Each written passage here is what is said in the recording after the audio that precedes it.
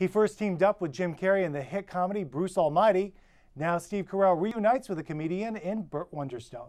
We need some sort of grand illusion. You and Burt Wonderstone plan to stay in the box an entire week? I can't breathe! It's only been 20 minutes! This is the best trick ever! Did the costume designers come up with this on their own, or did you kind of have an idea of what your character was going to look like? This was a costume designer's fault. It is, completely. Yeah, I blame Dana Pink entirely for my look in this movie. Is it kind of a mixture of different types of entertainers that we've seen in Vegas? Yeah, it's not based on any one person, and it's sort of a conglomeration of different types of performers. Now, I know you're a producer on this film. Were you on board right at the beginning and pulled the whole project together with the casting and?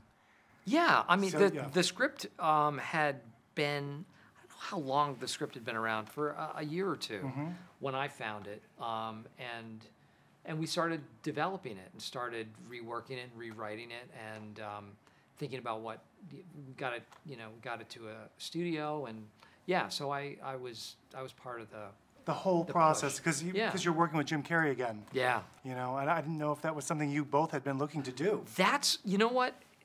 That was just us. That was luck, really, because there was this part, and we kept talking about who it might be, and ultimately, I just thought he would be perfect, but I didn't know whether he'd be game to just come in for a few weeks and have fun.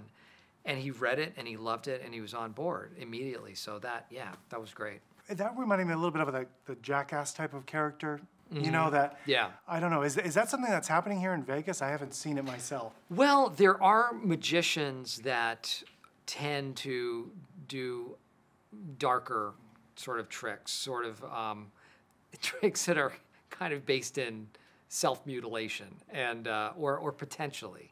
That's what they would lead you to believe, that they are inflicting bodily harm on themselves. It's hard to watch, though. So, I mean, not in the movie, in those situations, those reality shows or whatever you want to call them. I can't understand why they're entertaining to people. People like they it. Love you it. know? They love People it. eat it up. Yeah. Do you like that? Would you watch it?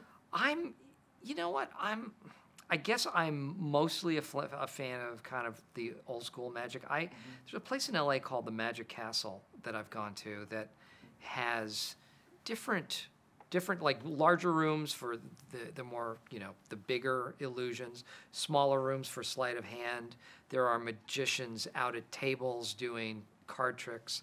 And you can kind of go into all of these different rooms and spaces on any given night and be entertained. And that to me is, that's the kind of magic that I like. We're watching this on film, obviously, but it looks just like you're doing all the tricks yourself. Did you learn these things? A lot of them I did, yeah. How hard is that? It's hard. I mean, it's hard to get, these guys are artists, so to really be proficient takes years. So we only had a few months to kind of get up to speed and try to have at least a semblance of looking like we knew what we were doing. Carell says David Copperfield, who also makes a cameo in the movie, taught him how to perform several of the magic tricks. Mike Wilbur, NBC News.